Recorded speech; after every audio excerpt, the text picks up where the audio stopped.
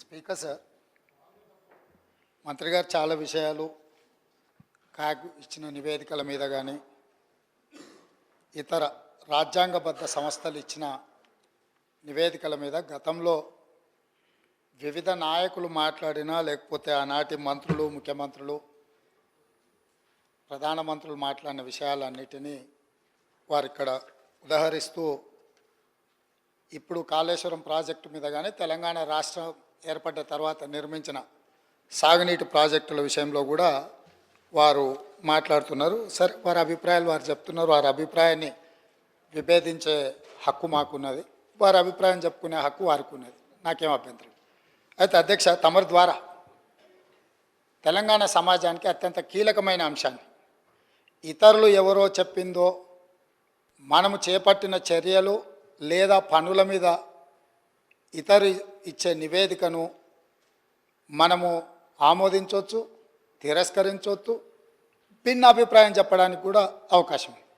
కానీ మనమే ఒక ఆలోచనతో కొంతమంది అధికారులను, ఒక గ్రూప్ ఆఫ్ ఇంజనీర్స్, రిటైర్డ్ ఇంజనీర్స్ను కూర్చోబెట్టి నా ఆలోచన ఇది, నేను ముందుకు వెళ్ళాలనుకుంటున్న విధానం ఇది, దీని మీద సాంకేతిక నిపుణులుగా మీ అభిప్రాయాన్ని కూలంకషంగా పరిశీలించి అన్ని పరిణామాలను పరిగణలోకి తీసుకొని మీరు నివేదిక ఇవ్వండి అని చెప్పి గత ముఖ్యమంత్రి కల్వకుంట్ల చంద్రశేఖరరావు గారు, ఆనాటి సాగునీటి పారుదల శాఖ మంత్రి తన్నీర్ హరీష్ రావు గారు గోదావరి ప్రాజెక్టుల మీద రిటైర్డ్ ఇంజనీర్స్తోని ఒక కమిటీని నియమించారు అధ్యక్ష.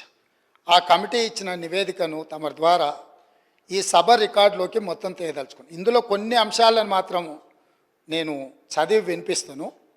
ఆనాటి పత్రికలలో వచ్చిన వార్తలను కూడా నేను చదివి వినిపిస్తాను కొంతమేరకు. ఈ మొత్తం రికార్డును నేను సభలో రికార్డు ప్లే చేయదలుచుకున్నాను. నేను ఈ చదివి వినిపించిన తర్వాత ఈ టోటల్ రికార్డు సభ దీంట్లోకి తీసుకోవాల్సిందిగా తమరి నేను విజ్ఞప్తి చేస్తున్నాను అధ్యక్ష. ఈ report of committee barrages and Godavari and Pranahita Chevella, ఈ కమిటీని ఆనాటి ముఖ్యమంత్రి చంద్రశేఖరరావు గారు నియమించారు. ఇది 14 పేజీల కమిటీ నివేదిక ఇచ్చిండ్రు అధ్యక్ష.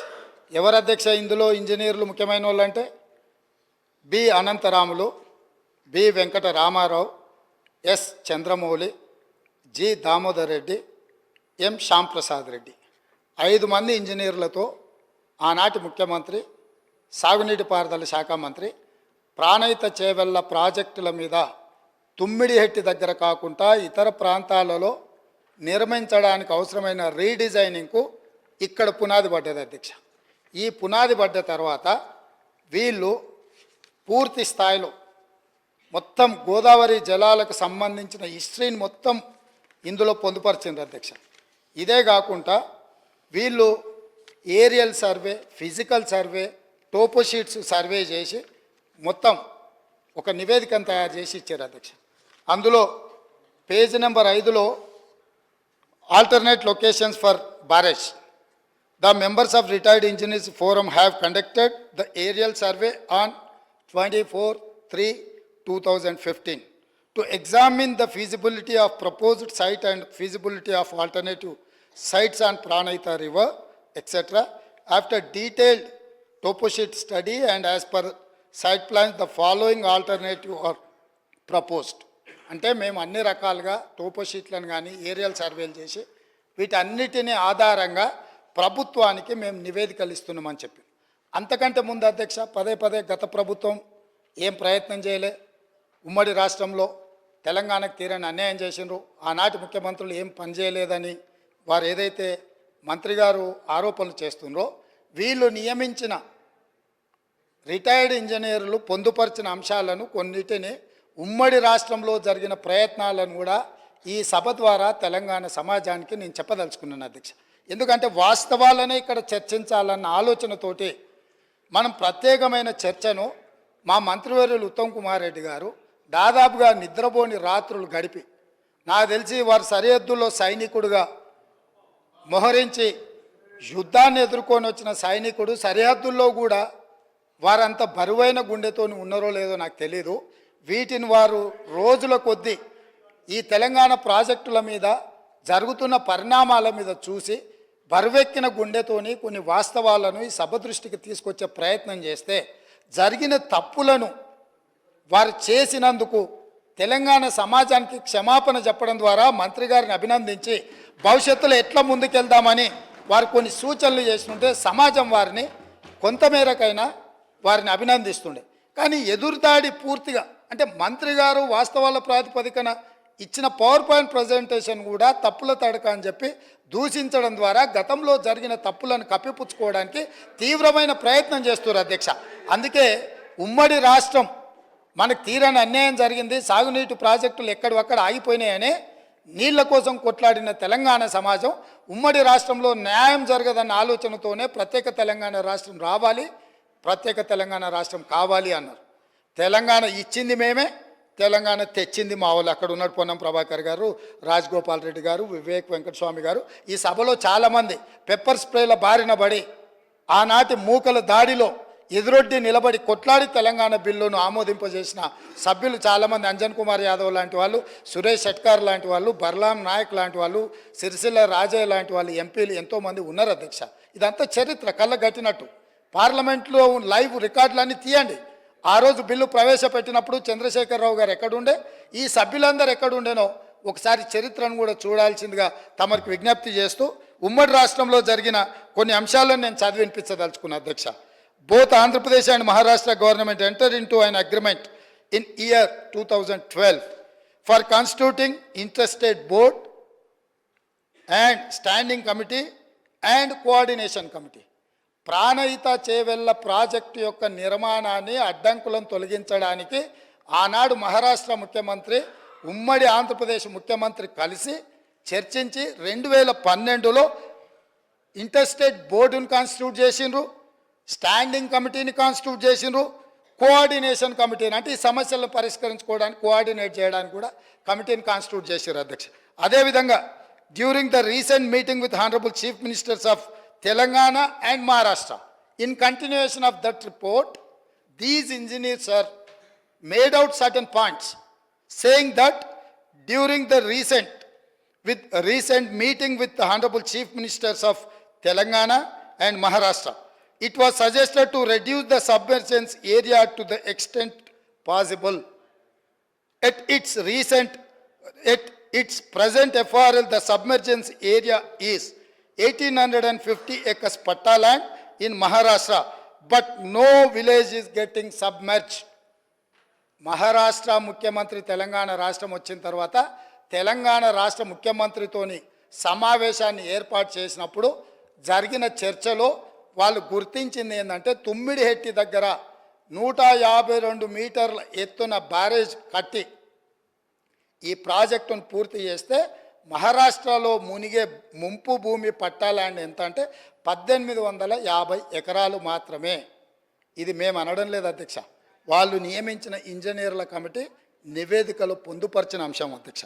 అదేవిధంగా అధ్యక్ష, a study is made to reduce the FRL of Pranahita Chevella scheme from the present 152 meters to 151 meters, which would keep the scheme sanctioned unaltered.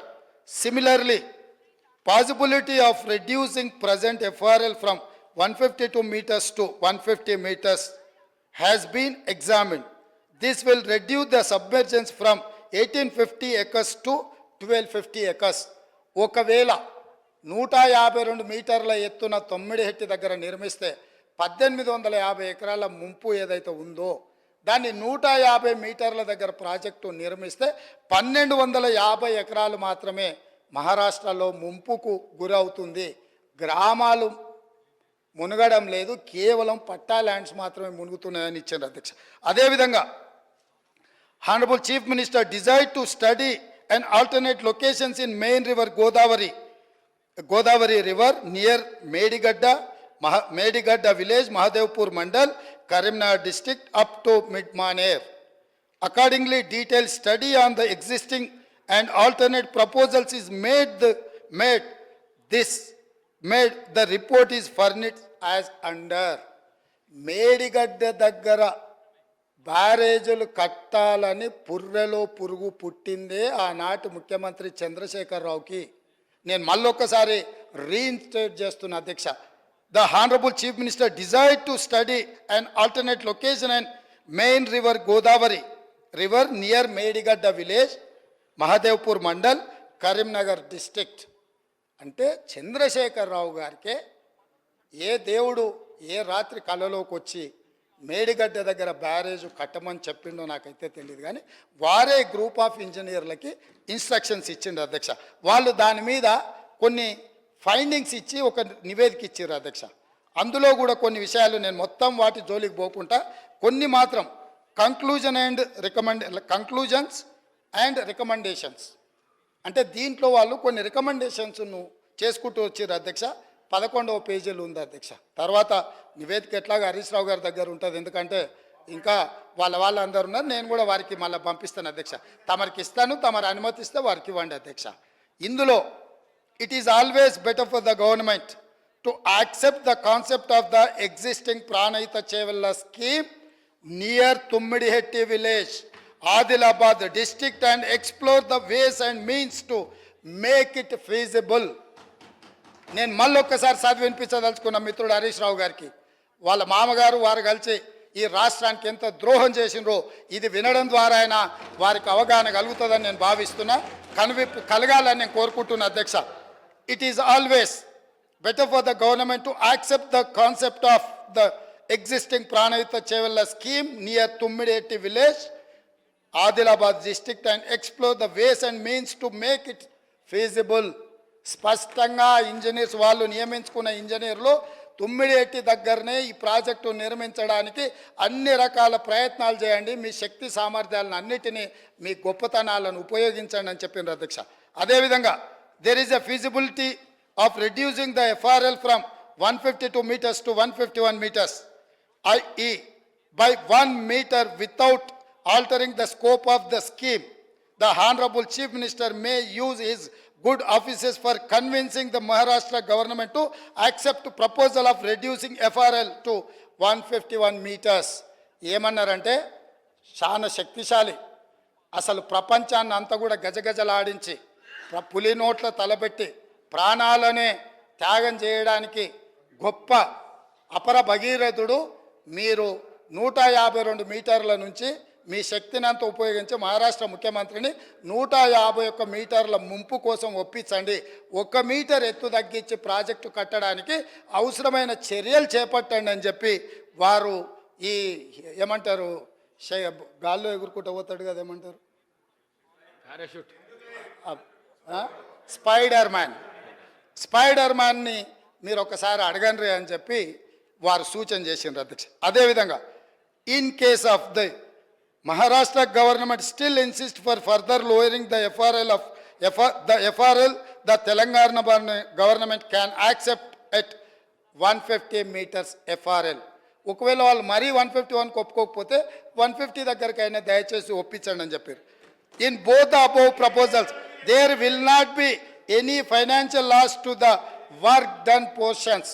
మీరు దీన్ని 150 మీటర్ల దగ్గరకైనా తుమ్మిడేటి దగ్గర ప్రాజెక్టు నిర్మిస్తే గతంలో ఖర్చు పెట్టింది కానీ భవిష్యత్తులో ఖర్చులు పెరగడానికి కానీ ఎలాంటి అవకాశం లేదు అని చెప్పి 11వ పేజీలో వాళ్ళు ఇచ్చిన నివేదికలో ఉంది అధ్యక్ష.